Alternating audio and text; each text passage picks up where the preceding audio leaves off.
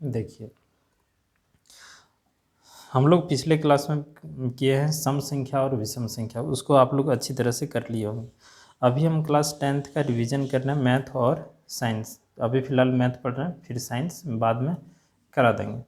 इसमें हम लोग ऑब्जेक्टिव, सब्जेक्टिव, अब जिस भी पैटर्न का एग्ज़ाम में क्वेश्चन पूछा जाता है उन सभी क्वेश्चन को करा देंगे। अब कम से कम इतना विश्वास रख के पढ़िएगा कि जो भी क्वेश्चन हम यहाँ आपको बताते हैं उसको आप कॉपी पे नोट कीजिए और बढ़िया से बना लीजिए। इससे बाहर तो क्वेश्चन हमको नहीं लगता कि पूछ सकता है, ठीक है।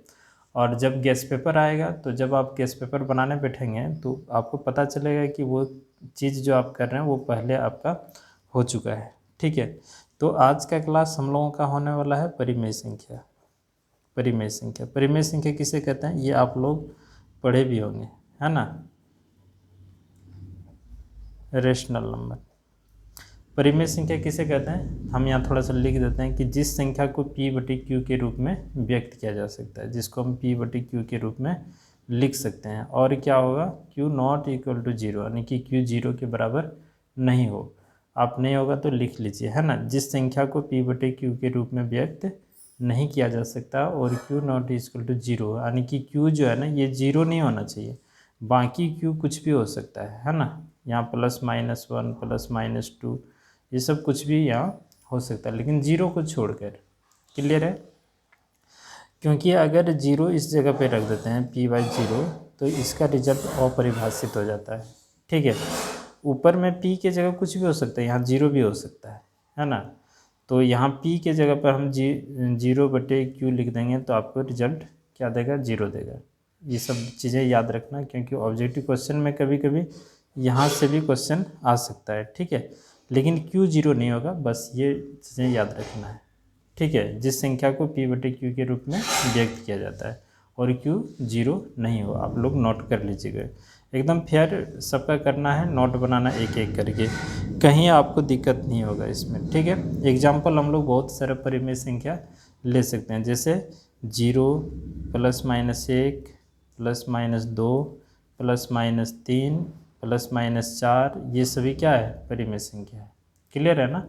अब यहाँ ही नहीं, 0 भी परिमेय संख्या है। आप तो बोलेंगे सर, आप बोले p/q तो सबके नीचे कुछ नहीं है तो 1 है ना सबके नीचे में, तो ये p का मान और ये q का मान इधर भी हम लोग रख सकते हैं, है ना। फ्रैक्शन में भी जैसे 1/2 +-, है ना, +-3/4, है ना, +-4/, कुछ भी हो सकता है। ये ज़रूरी नहीं कि इस तरह से कोई भी नंबर हो सकता है, उसको हम लोग परिमेय संख्या कहेंगे, ठीक है। क्लियर बात। 0 भी परिमेय संख्या है, कभी कभी पूछता है कि 0 परिमेय संख्या है कि नहीं है, तो 0 भी क्या है, परिमेय संख्या, क्योंकि 0/1 0/2 0/3 इस तरह से हम कुछ भी लिख सकते हैं, कोई दिक्कत नहीं है, ठीक है। अब यहाँ बात आता है कि पॉइंट में अगर रहे तो इसको परिमेय संख्या बोल सकते हैं कि 0.2, है ना, 1.25, तो ये सब भी परिमेय संख्या है। लेकिन इस परिभाषा से यहाँ कुछ बातें क्लियर नहीं हो पाएगा। जैसे कि अगर हम इस यहाँ जो परिमेय संख्या का परिभाषा भी पढ़े कि जिस संख्या को p/q के रूप में व्यक्त नहीं किया जाता और q 0 नहीं हो। अब डिफिनेशन इसका लिख लेंगे, नहीं तो हम यहाँ लिख देते हैं परिमेय संख्या, जिस संख्या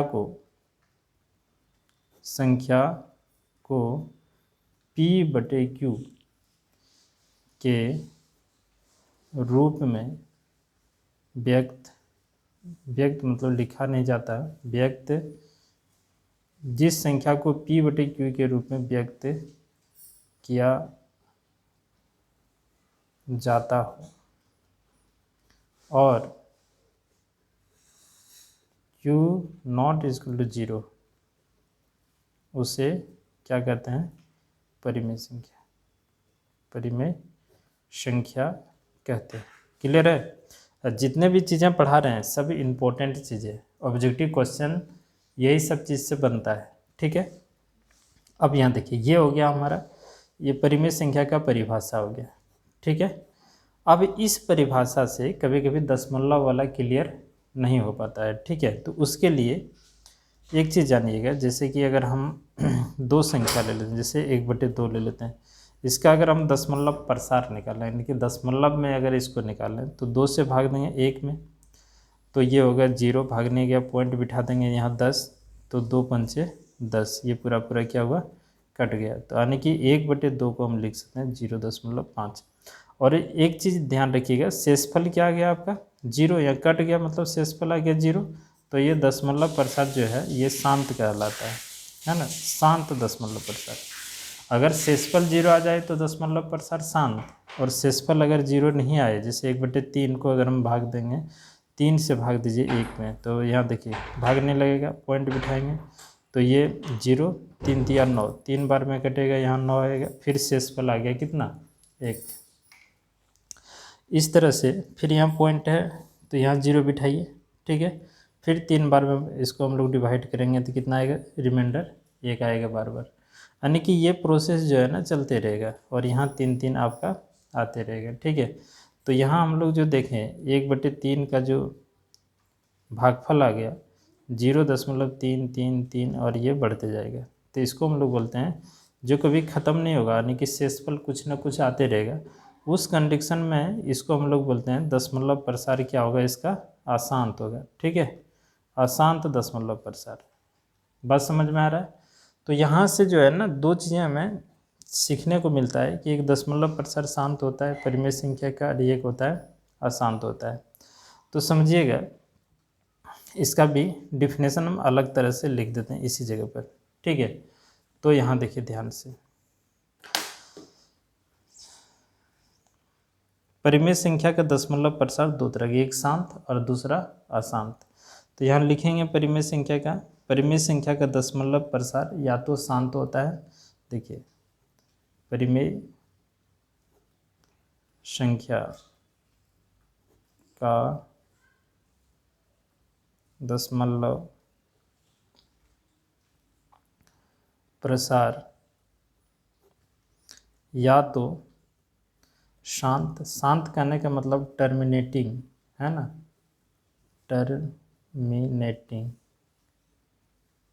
टर्मिनेटिंग क्लियर है। दशमलव प्रसार शांत या अशांत कभी कभी लिखा रहेगा, या इसी को हम लोग कभी कभी इसी जगह ब्रैकेट में करते हैं, इसी को हम लोग लिख सकते हैं अन्वसानी, हिंदी में याद रखिएगा अन्वसानी आवृत्ति, ठीक है, आवृत्ति हो।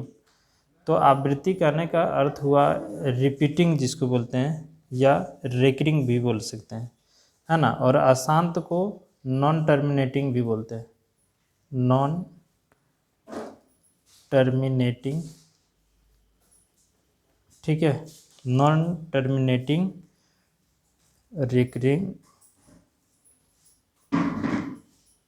रेकरिंग, और यही रेकरिंग को हम लोग रिपीट भी बोल सकते हैं, है ना। तो ये रिपीटिंग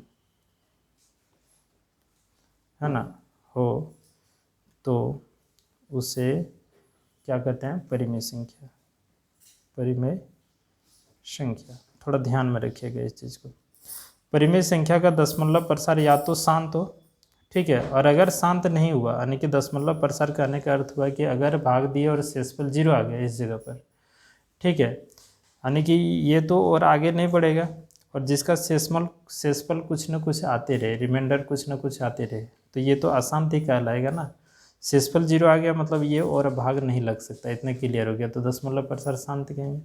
और इसमें दशमलव प्रसार अशांत होगा अगर ये चलते रहे, लेकिन ये यहाँ दशमलव के बाद संख्या रिपीट होता है, ठीक है, जो भी अंक आएगा, जो भी डिजिट आएगा, वो क्या होगा, बार बार रिपीट करते जाएगा। अगर ऐसा हुआ तो उसको हम लोग परिमेय संख्या बोलेंगे। तो ये लाइन याद रखिएगा, यहाँ से क्वेश्चन बनता है, ठीक है, और कभी कभी यही चीज़ पूछ दिया करेगा कि बताइए परिमेय संख्या का दशमलव प्रसार, ठीक है, अशांत अनावसानी आवृत्ति, ऐसे भी लिख देगा। तो हिंदी इंग्लिश सब मीनिंग आपको जानना है, ये परिभाषा याद हो या ना हो अलग बात है, लेकिन इसे एक बार जरूर रट के चल जाना है ना। परिमेय संख्या का दशमलव प्रसार या तो शांत या अशांत, लेकिन अशांत जो होगा वो क्या होगा, आवृत्ति होगा। आवृत्ति करने का मतलब वो रिपीट करेगा, रिपीट करने का मतलब हो गया कि एक संख्या के बाद दूसरा संख्या वो आते रहेगा। जैसे हम यहाँ एक नंबर लिखते हैं 1.3777, ये बार बार आ रहा है ना, 3 के बाद 7 7 इस तरह का आ रहा है। इस टाइप का क्वेश्चन आप पढ़े भी होंगे, ठीक है। तो इससे कुछ एग्जाम्पल भी अभी हम लेंगे, कुछ इसका और विस्तार रूप हम लोग थोड़ा सा देख लेते हैं, फिर अपरिमेय संख्या आपको क्लियर करा देंगे। देखिए होता क्या है ना कि परिमेय संख्या जो होता है हम लोगों का रेशनल नंबर, परिमेय संख्या, तो परिमेय संख्या का जो दशमलव प्रसार होता है ये दो तरह का होता है। एक होता है शांत और दूसरा होता है अशांत। एक होता है शांत दशमलव प्रसार, ठीक है, दशमलव प्रसार, और दूसरा होता है अशांत दशमलव प्रसार, दशमलव प्रसार। समझिएगा थोड़ा सा। शांत कहने का मतलब इसमें शेषफल जब भी भाग आएगा वो 0 आ जाएगा, और इसमें 0 नहीं आएगा, है ना, शेषफल 0 नहीं आएगा, नॉट इक्वल टू 0, यानी कि कुछ भी आ सकता है, और not equal to negative number, है ना, ये भी याद रखिएगा, not equal to negative number, ये दोनों में से कुछ भी इसमें नहीं आएगा, यानी कि कुछ जो भी शेषफल आएगा कुछ न कुछ आते रहेगा और भागफल आपका बढ़ते चला जाएगा। ठीक है, बात समझ में आ रहा है? थोड़ा सा देखिए आप, क्लियर है? अब ये चीज़ें हमें जो है ना क्लियर कैसे होगा कि हम लोग कैसे देखते बता सकते हैं कि किसी परिमेय संख्या का दशमलव कब शांत होगा कब अशांत होगा।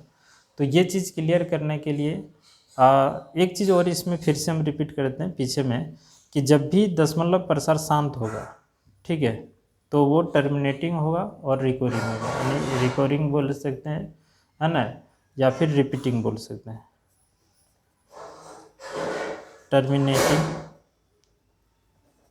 टर्मिनेटिंग और क्या होगा, रिपीटिंग होगा।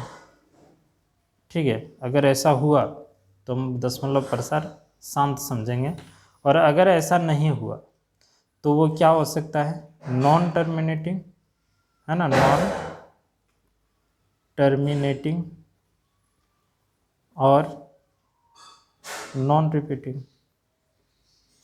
नॉन रिपीटिंग होगा। क्लियर है? तो ये चीज़ ध्यान में रखना, अगर ऐसा हुआ इस चीज़ में तो उसका दशमलव प्रसार क्या होगा, अशांत होगा, और जो टर्मिनेटिंग रिपीटिंग होगा उसका दशमलव प्रसार क्या होगा, शांत होगा। क्लियर बात है? एग्जाम्पल हम कुछ भी ले सकते हैं, जिसमें बार बार एक ही एग्जाम्पल आपको दे रहे हैं, जैसे 1/2, इसको भी भाग दे के देखें 0.5 आया, इसमें 1/3 को अभी भाग देखें तो 0.3333 ये बढ़ते जा रहा है। ठीक है, तो इसका दशमलव प्रसार क्या हो गया, अशांत। ये 3 के बाद फिर 3 आ रहा है, फिर 3 आ रहा है, ये मतलब कभी ख़त्म होने वाला नहीं है। इस तरह से बहुत सारा एग्जाम्पल है, लेकिन बात ये होता है कि डायरेक्ट कैसे समझेंगे, है ना, डायरेक्ट भी तो हमें समझना है ना कि परिमेय संख्या कब शांत होगा, हम लोग कैसे डायरेक्ट समझेंगे। तो एग्जाम्पल यहाँ समझिए, जैसे एक परिमेय संख्या ले लिए यहाँ p/q, ठीक है, p/q एक परिमेय संख्या ले लिए, तो यहाँ जो q है इस जगह पर, ठीक है, समझिएगा, ये q 3 रूप में हो सकता है, या 2 पर, इस जगह पे 2 हो जाए, या इस जगह पर 5 आ जाए, या इस जगह पर 2 × 5 आ जाए, और पावर में क्या हो, कोई भी प्राकृत संख्या हो सकता है यहाँ। ठीक है, प्राकृत संख्या हो सकता है इस जगह पर, यहाँ n, यहाँ m लगाते हैं, यहाँ n और यहाँ m। अगर q का वैल्यू 2 पर पावर n, 5 पर पावर m, 2 पर पावर n और 5 पर पावर m, इसमें से कुछ भी अगर आ जाए तो उसका दशमलव प्रसार बिना देखे बिना सोचे आप परिमेय संख्या का दशमलव प्रसार शांत ही लगाएंगे, है ना, शांत दशमलव प्रसार हो जाएगा। बात क्लियर है?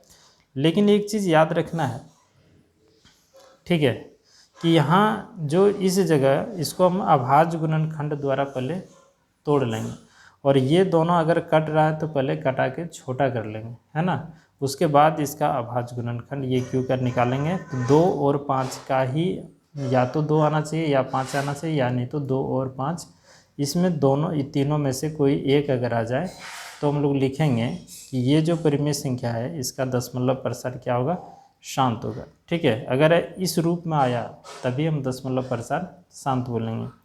यहाँ जो एन एन एम तीन दो चीज़ आपको दिख रहा है, एन और एम, ये क्या है? कोई भी प्राकृत संख्या है ना, कोई भी प्राकृत संख्या, प्राकृत संख्या। अब प्राकृत संख्या समझ में नहीं आ रहा है तो 1 हो सकता है, 2 हो सकता है, 3 हो सकता है, 4, इस तरह से कोई भी संख्या इस जगह पर हो सकता है। बात क्लियर है?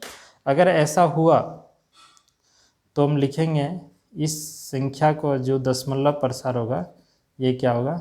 शांत दशमलव प्रसार। ठीक है, और अगर इसमें से कुछ और आ गया तो उसका दशमलव प्रसार क्या लिखाएगा? अशांत हो जाएगा। बात क्लियर है? इसमें हम कुछ एग्जाम्पल भी आपको यहाँ देते हैं। ठीक है, फिर आपको परिमेय अपरिमेय संख्या अपरिमेय भी बताएंगे, पहले इसको हम लोग क्लियर कर लेते हैं। जैसे आपको कभी मिल जाए 17/8, और एक चीज़ याद रखिएगा, अभी जितने चीज़ें बता रहे हैं कोई भी गेस्ट पेपर अगर मार्केट में आएगा तो आप बना के देख लीजिएगा, आपका पहले से सारा चीज़ किया हुआ रहेगा। ठीक है, इसको आप सुंदर से नोट कर लेना है। ठीक है, वीडियो को रोक रोक के। अब यहाँ देखिए, ये तो कट नहीं रहा है, अब भाग देना मतलब बहुत समय लगेगा, क्योंकि एमसीक्यू को क्वेश्चन पूछा जाएगा, और एमसीक्यू क्वेश्चन में हमें क्या करना पड़ेगा कि डायरेक्ट और कम समय में काम हो जाएगा। ठीक है, तो इस 8 का अभाज्य गुणनखंड आप निकाल लीजिए कहीं भी रफ में, है ना। चलिए 8 का अभाज्य गुणनखंड हम लोग यहाँ निकाल लेते हैं। तो 8 का अभाज्य गुणनखंड 2 से भाग देंगे 4, फिर 2 से भाग देंगे 2, फिर 2 से भाग देंगे 1, यानी कि इस 8 को हम लिख सकते हैं 7 और यहाँ 2 पर पावर 3, क्योंकि 1 2 3 बार आया ना, 8 का गुणनखंड आ गया 2 गुने 2 गुने 2, और 1 लिखिए ना लिखिए कोई दिक्कत नहीं, 2 पर पावर हो गया कितना? 3। अब देखिए इस रूप में आ गया ना, इस रूप में ये आ गया। ठीक है, क्लियर है? तो अब हम लोग यहाँ लिख देंगे 7/8 का दशमलव प्रसार क्या है? ठीक है, दशमलव प्रसार क्या है? तो शांत है। ठीक है, अब क्यों है, अगर कारण पूछ दिया जाए तो यहाँ लिख दीजिए क्योंकि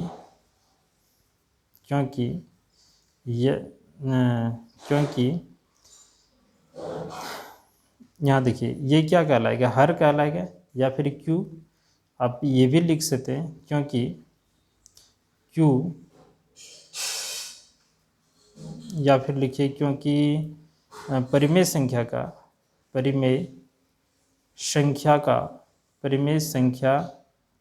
का ठीक है, हर जो है ये 2 पर पावर n के रूप में है, ऐसा हम लोग लिख सकते हैं बड़ी इजी से। तो इस तरह से बहुत सारे क्वेश्चन है, आप एक एक करके हम आपको बना के दिखाते हैं, बहुत सारे एग्जाम्पल देते हैं। क्लियर है? तो यहाँ और सारे एग्जाम्पल आप देख सकते हैं, एक एक करके देखिए। जैसे 6/15 ले लेते हैं। ठीक है, 6/15। अब देखिए 3 से कट रहा है, अगर कट रहा है तो पहले कटा लीजिए। ठीक है, तो 3 से अगर काटेंगे 3 दूना 6 और 3 5 15। अब इसको सॉल्व करने की ज़रूरत नहीं है।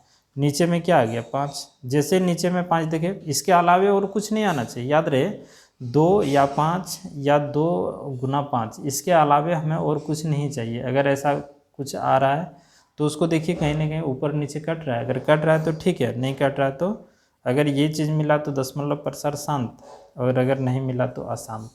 क्लियर बात है? और चीज़ें चेक करते हैं।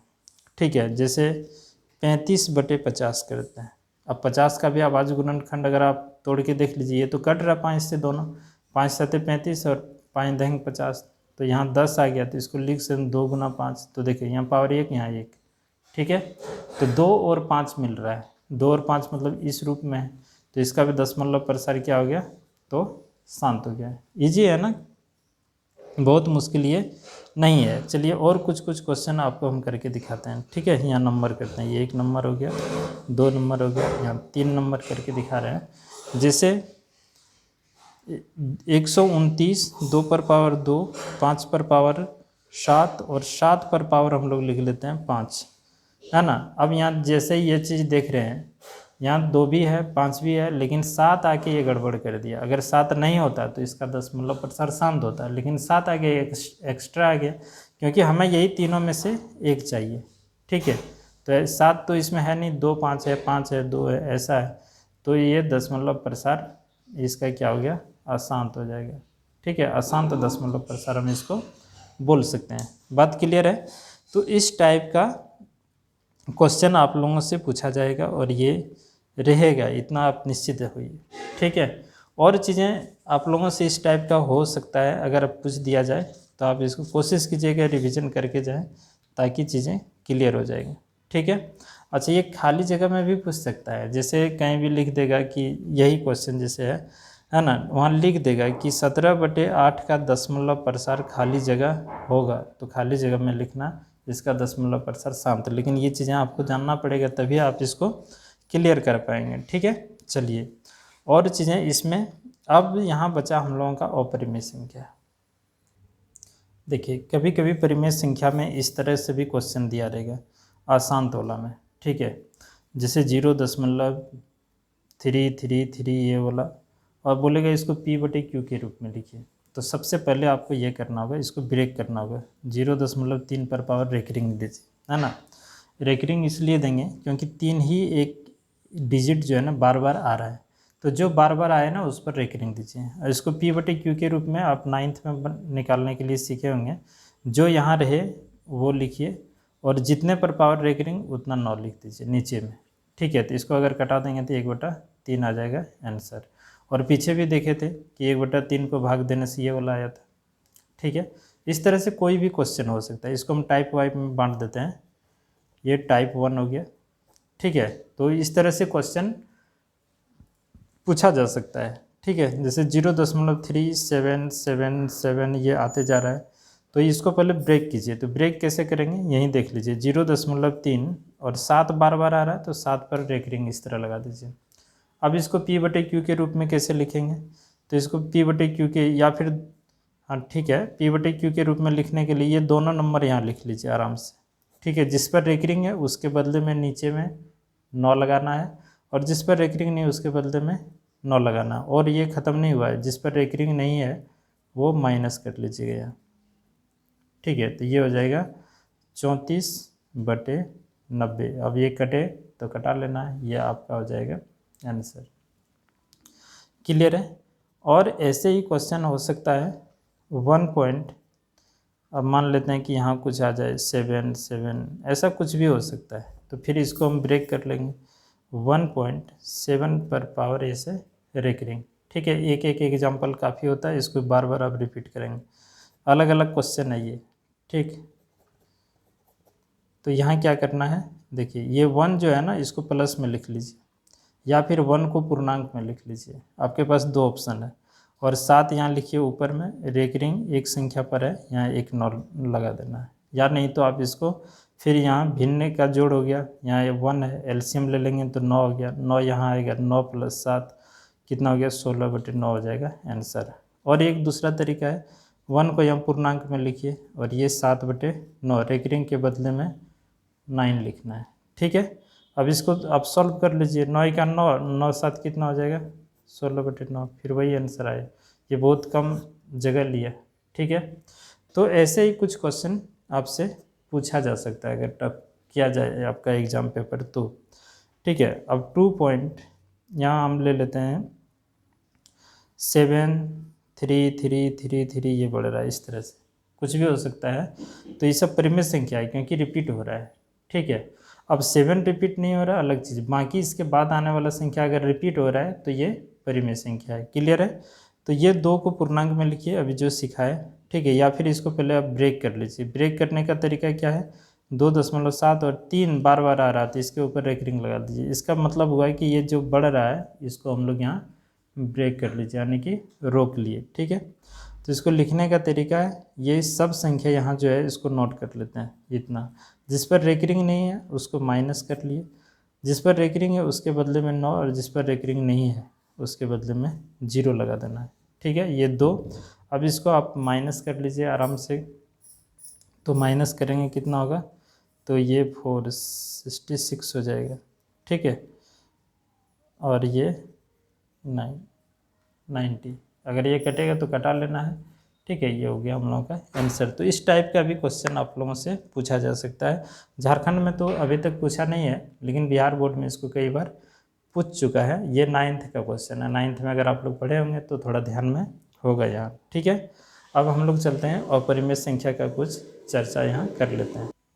देखिए, अपरिमेय संख्या, अपरिमेय संख्या किसको कहेंगे? जिस संख्या को p/q के रूप में व्यक्त नहीं किया जाता हो और q नॉट इक्वल टू 0, इसमें भी q नीचे में 0 नहीं होना चाहिए। ठीक है, उसे अपरिमेय संख्या कहते हैं। जैसे जितना भी रूट वाला है ना, वो सबको अपरिमेय संख्या बोलिए, है ना।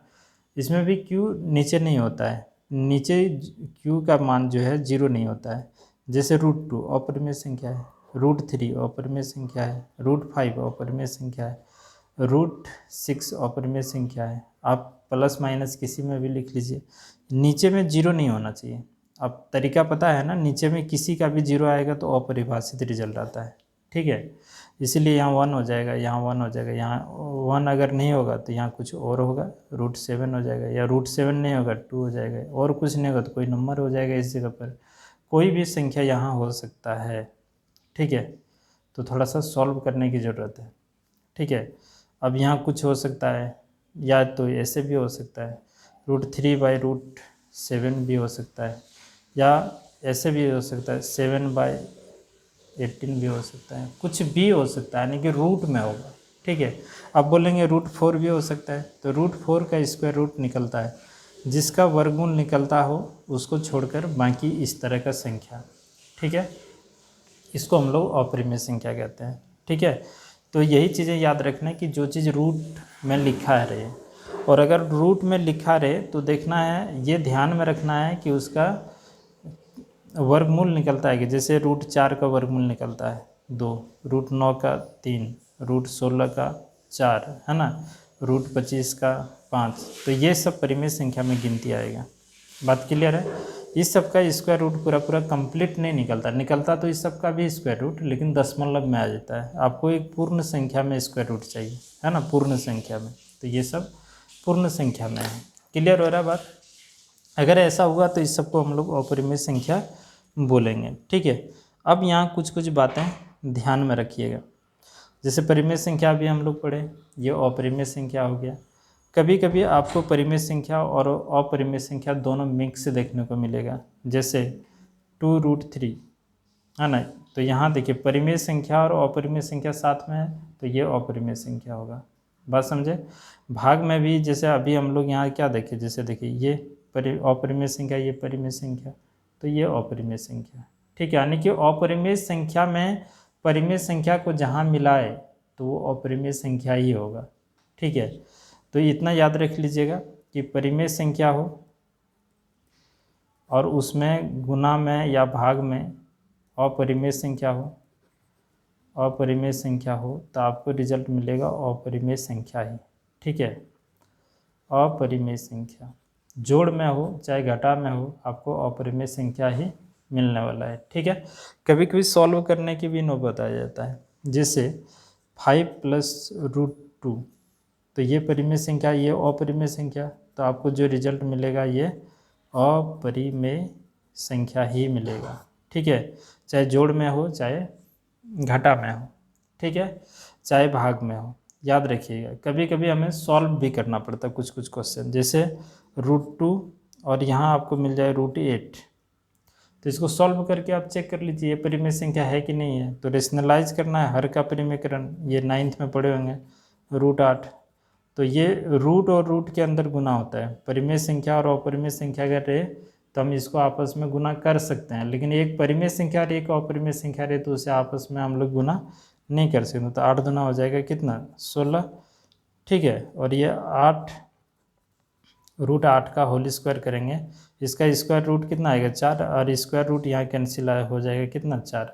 अब ये परिमेय संख्या कहलाएगा।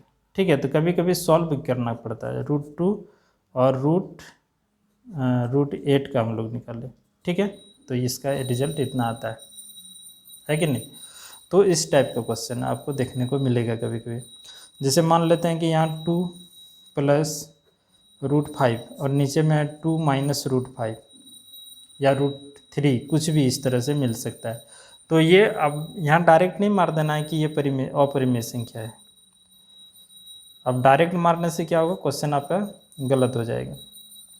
इस टाइप का क्वेश्चन अगर कहीं मिले, देखिए सिंगल में अगर रूट वाला कोई संख्या मिल जाए ना, तो वो चीज़ आप मारिए कि वो टिक लगाना है कि अपरिमेय संख्या है। ठीक है, कहीं परिमेय संख्या और अपरिमेय संख्या जुट रहा है, घट रहा है, तो वो अपरिमेय संख्या होगा। कभी गुना भाग हो रहा है, तो ये चीज़ ध्यान में रखना है कि उसका सॉल्यूशन हो रहा है कि नहीं, उसका हल हो रहा है कि नहीं। अगर होगा तो उसको पहले आप सॉल्व करके चेक कर लीजिए। जैसे इसका रेशनलाइज करेंगे, क्या करेंगे, हर का परिमेयकरण। अगर ऐसा हो पाया तो देख लेंगे चेक करके। ये 2 + √5 है और यहाँ है 2 - √5। इसी को ऊपर नीचे हर का परिमेयकरण कैसे करते हैं, जो नीचे रहेगा उसी, क्योंकि नीचे में हमें रूट नहीं चाहिए। ठीक है, तो इसका हम लोग रेशनलाइज कर लेंगे इस तरह से, है ना, परिमेय संख्या। तो ये दोनों सेम है, तो ये 2 + √5 का होल स्क्वायर कर देंगे। और यहाँ देखिए ना, ये -b × ये + b के फॉर्म में, 2 का स्क्वायर और यहाँ √5 का होल स्क्वायर। अब इसको सॉल्व कीजिए, 2 का स्क्वायर करेंगे 4, है ना, क्योंकि ये + b का होल स्क्वायर में टूट रहा है। चलिए करके ही दिखाते हैं। 2 का स्क्वायर + 2ab, यानी कि 2 फार्मूला से a की जगह 2, b की जगह √5 और b की जगह 5 का स्क्वायर, √5 का होल स्क्वायर। और नीचे में ये हो गया 4 और √5 का स्क्वायर है, स्क्वायर रूट कैंसिल हो जाएगा तो हमें बचेगा क्या, 5। अब इसको सॉल्व कीजिए, तो यहाँ हम ऊपर में सॉल्व करें। देखिए 2 का जो स्क्वायर है यह आएगा 4, 2 दूना 4, √5 और ये 5 का रूट है, रूट और स्क्वायर है, कैंसिल होगा तो 5 बचेगा और ये दोनों घट जाएगा तो -1। अब ये दोनों जुटेगा तो माइनस ऊपर हम लेके जा सकते हैं, तो ये हो गया 9 + 4 √5। लेकिन इसको सॉल्व करने के बाद भी हमें, ये तो परिमेय संख्या है 9, लेकिन यहाँ क्या है, अपरिमेय संख्या। और परिमेय अपरिमेय को अगर जोड़ेंगे या घटाएंगे तो हमें अपरिमेय ही मिलता है। यानी कि इतना सॉल्व करने के बाद भी हमें रूट यहाँ नज़र आ गया। ठीक है, कभी कभी रूट कट भी जाता है, जैसे कि हम इसको अभी सॉल्व किए तो रूट कट गया, तो ये परिमेय संख्या कहलाएगा। ये अपरिमेय नहीं है, ये परिमेय है। ठीक है, और ये हो गया आपका अपरिमेय संख्या। क्लियर है, तो इस टाइप का क्वेश्चन आपको समझना पड़ेगा। अब यहाँ एक बात और रह गया, जैसे कभी पॉइंट में मिल जाए तो उसको हम लोग क्या कहेंगे, किस तरह से उसको हम लोग समझते हैं, इसको हम लोग थोड़ा सा देखते हैं यहाँ।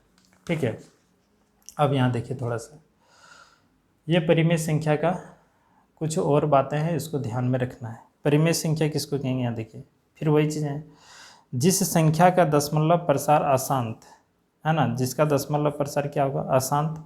अशांत को ही अनुसानी भी हम लोग हिंदी में बोल सकते हैं। ठीक है, जो जिसका दशमलव प्रसार अशांत होगा, है ना, वो अनावर्ती होगा। अनावर्ती माने कहने का अर्थ हुआ कि वो दशमलव के बाद जो है ना अनाप शनाप कुछ ना कुछ आते रहेगा उसमें।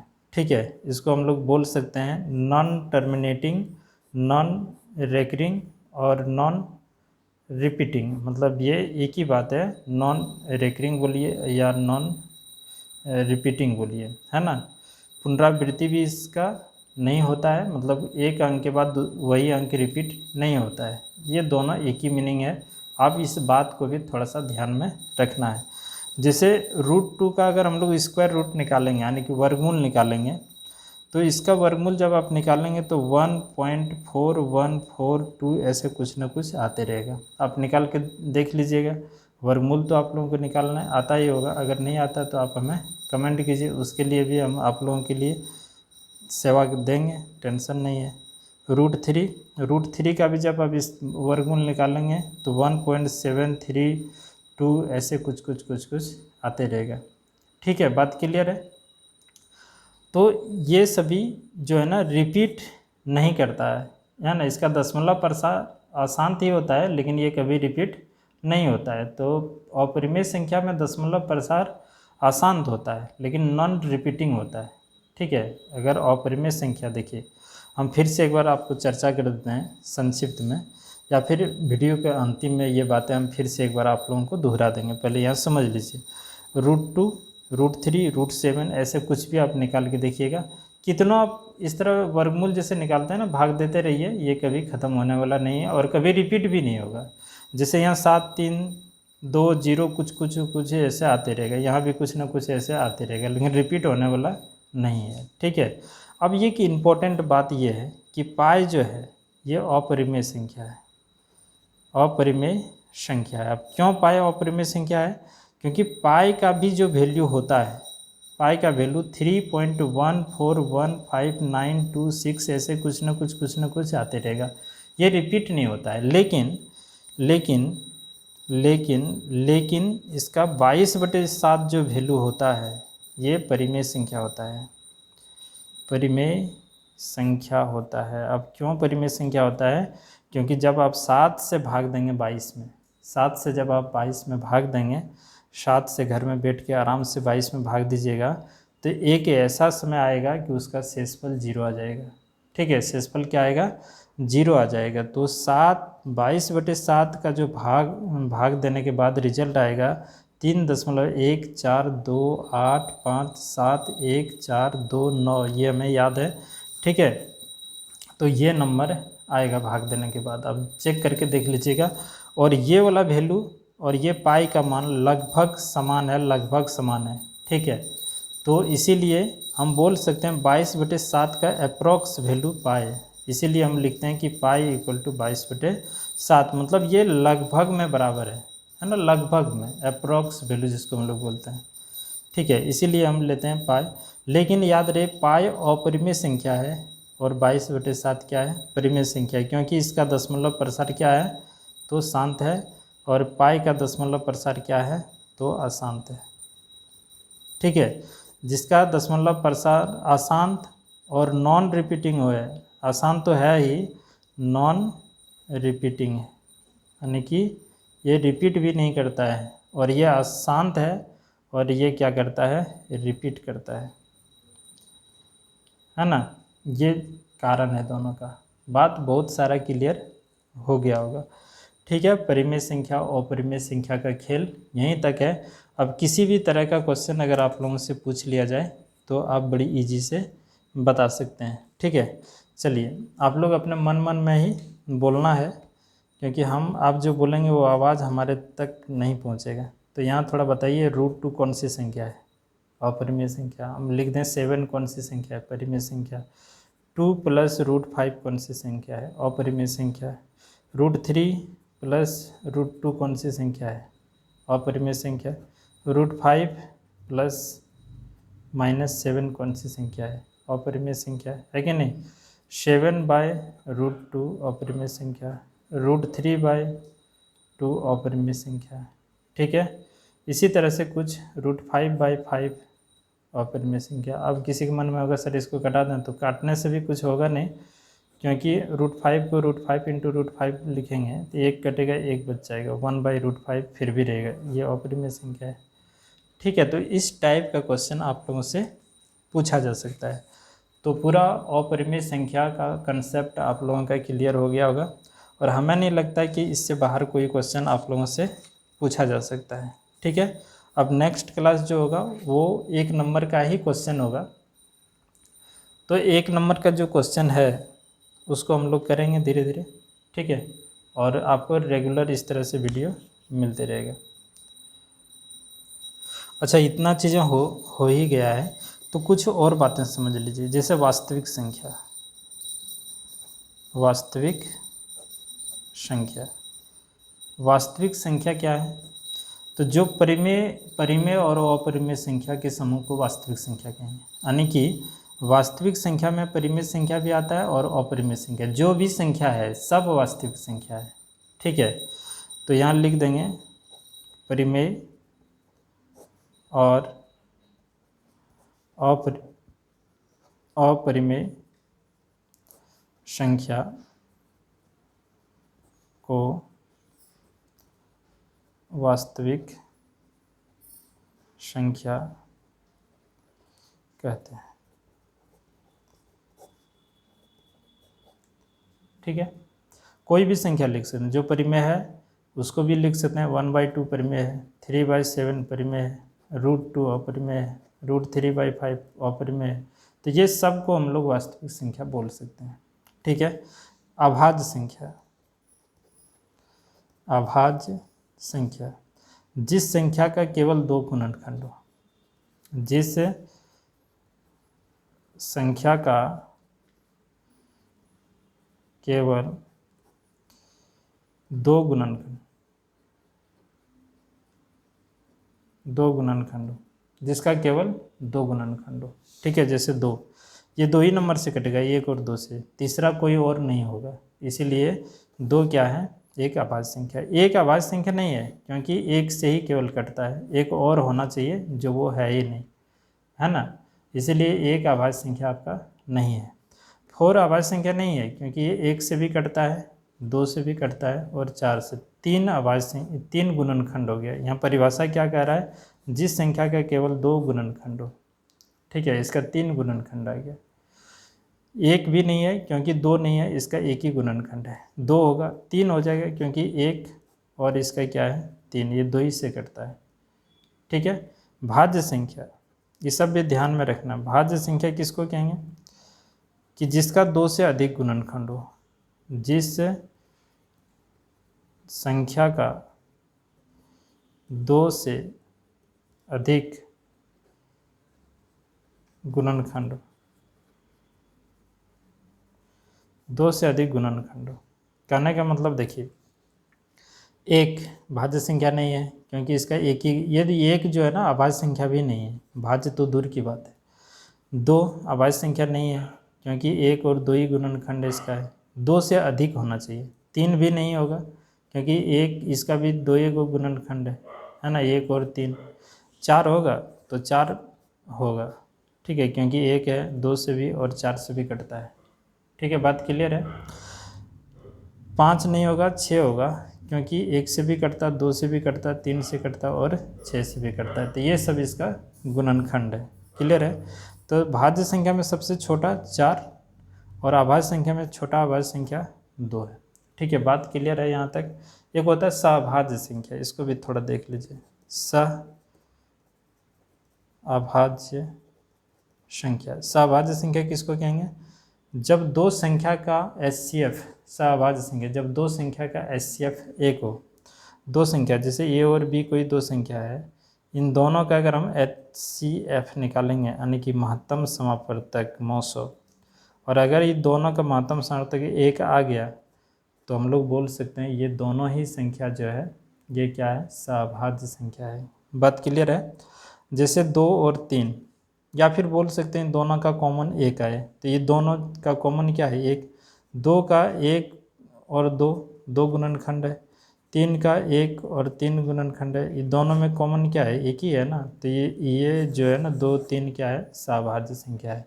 तो इस टाइप का क्वेश्चन कहीं से भी घुमा फिरा के आप लोगों से ऑब्जेक्टिव में पूछ सकता है। ये आप नहीं कह सकते हैं कि ये सभी चीज़ें हमारे सिलेबस में नहीं है।